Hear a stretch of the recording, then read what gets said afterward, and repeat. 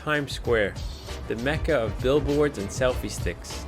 But before Broadway, you used to catch a very different kind of show here. What was once home to the grittier side of New York's nightlife is now one of the most visited tourist destinations in the world. And while the neighborhood has changed a lot over the years, it has been the home to this family-run trattoria for over 5 decades. 5 decades! Mamma Mia, tucked off the corner of 44th, is a neighborhood staple, providing home-cooked meals for Hell's Kitchen's community and New York celebrities alike. The entrepreneurial spirit is the cornerstone to the American dream, a beacon to all willing to weave their story into the fabric of our history. Tonight we sit down with Connie and her family to celebrate the risks they took to serve their community one bowl of pasta at a time. I'm Elliot Dweck, and this is From the Founder.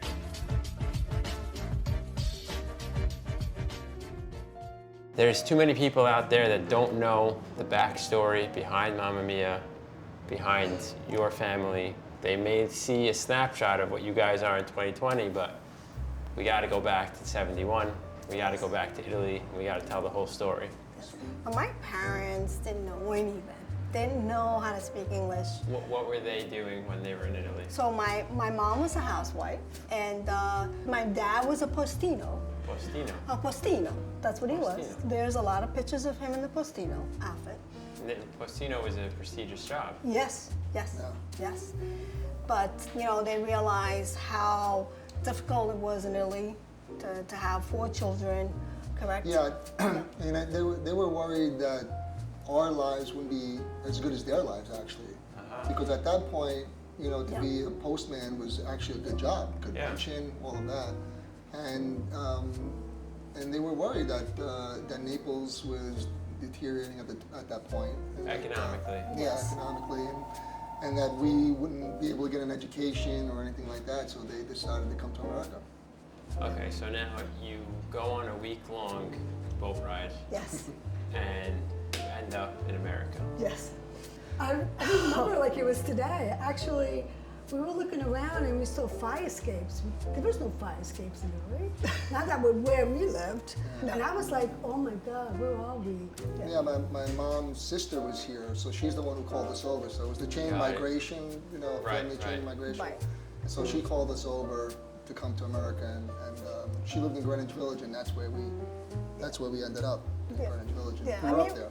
My aunt got us an apartment, but not in her building. It was the building next door, and there was no, there was just a toilet, basically, and there was no shower. No. So we had to bathe sort of in these old style sinks. That's where we lived, 4 of us. You bathed in a sink? Yes. We were bathing in a sink for the first year. Yeah. Wow. Yeah, so it was you know, we were like, oh my God, you know. Yeah, and I remember that. I remember that. And then, like maybe about 4 or 5 months later, a friend of my aunt said, you know, I have this pizzeria, and it's going to be available. That's how we started the pizzeria, because of a friend said, you know, we don't want the pizzeria anymore. I want to give it to you.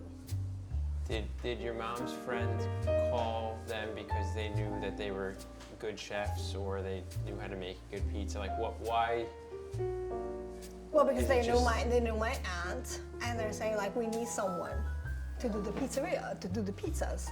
And so my dad started making the pizza. He literally taught him how to make pizza. Oh, so it's not like he grew up making pizza. No. He just needed to earn a living. Yeah, we're earning a living for the family. And that was the opportunity. So he said, okay, I'm going to make pizza now. Correct. It could have been anything. Right. I mean, it didn't have to be a pizzeria or, you know, it could have been anything. And they just wanted a better life for us, for the children. Yeah. Okay, so 4 or 5 months into moving here, 1971, your parents open up this pizzeria. Yes. How did that little pizzeria, little restaurant on the side turn into this? They fixed up 42nd Street, so then more tourists came from other countries, and the Broadway shows were open. You know, a lot of Broadway stars used to come to the restaurant. Al Pacino, Blair Underwood. Actually knows my mom. Really? So they would perform here on Broadway and then come here after for dinner. To eat dinner. Yeah, and everybody knew Mamma Mia. So like John Travolta used to like the lasagna. So Yeah, This was in the 70s. This was like their favorite place to come because Mamma Mia was like really the only restaurant here on Ninth Avenue. So you guys are pioneers. This is the same place, Yeah. same corner for 50 years. Yeah. You know, our tiramisu is our grandmother's recipe, you know, and so, I mean, this is really a genuine Italian restaurant. Because like they're Italian family. recipes that belong to To- Italians to- living in Italy. Italy. Oh my goodness, it's amazing. People come from all over the world and they're like, my God, this is better than Italy. I'm like, okay, well, it's okay. What's the secret sauce of this restaurant? Oh, well, we can't give it a secret, then I'm gonna have to kill I them. got it. Well, the secret sauce is my mom's grandmother's recipe. Our linguine bolognese is my aunt's recipe. These are all family They're recipes. all family recipes. It's not like my mom just like started. No, these are all It's family whatever recipes. you would eat in your house Correct. growing up is just now being Correct, served to like customers. yes. So you guys have owned this restaurant for 50 years. What does owning this restaurant mean to you? I feel like owning this restaurant is like I'm coming home. People, when they come into the restaurant, they feel like they're home. And they know that they could have a good meal and have a very comfortable and enjoy their night. It's not just a restaurant, it's a home. It's a home, yes. Yeah, and you know, it's not about the money either. I mean, the profit margin in restaurants is so small. When I look at it, I'm like, it's like a non-profit. Yeah. So you're running a non-profit basically, but it goes beyond that. It goes, you know, it's some sort of like self-determination to succeed that has nothing to do with money, but has to do with really making a difference in the community and making a difference in impacting people's lives. And people, that's why they love coming here, because this is not like a Starbucks or something like that. They come here for the people. That's the number one reason why people come to this restaurant. How did you guys establish such a strong community here? Beyond just the food. Yeah, beyond the Yes. food. And I think people forget that. Like the fabric of New York City has always been restaurants and cafes, and you know, and once it start getting corporate, then it's just going there just for food, you know. Right. And that's not what this is here. This is something totally different. It's like Cheers. Remember Right, Cheers? where everyone knows your name. This is Cheers, and everybody knows each other, you know. And people actually thank Connie all the time that we're hoping through this, you know. Like right now, we're losing money. Every day, you're losing money for sure, right? Because you have to have 2 or 3 guys in the kitchen no matter what. You have to have a waiter. So It's interesting that you mentioned it's like a nonprofit because you guys are just getting by to service the people. Yeah. Yes. It's not about you guys like making the most money. No. It's about servicing the people. Correct. You just need to get by. Yes. Yeah, that's exactly right. That's exactly right. So now COVID hits Yes. and you guys are forced to shut for a few months. Correct. And then on and off and indoor and outdoor and this and that. By delivery and yeah. And delivery, takeout, no delivery, no takeout, Correct. come in, come out. It's been crazy. Yes. We had this whole whirlwind that we're still in the middle of. Right. How are you guys still here? Well, David Portnoy from Barstool. He's just an amazing man. I'm so grateful for him as well. And for you too. Thank You you. know, and you as well. I'm very grateful. I believe that we're being blessed, you know, from above. And he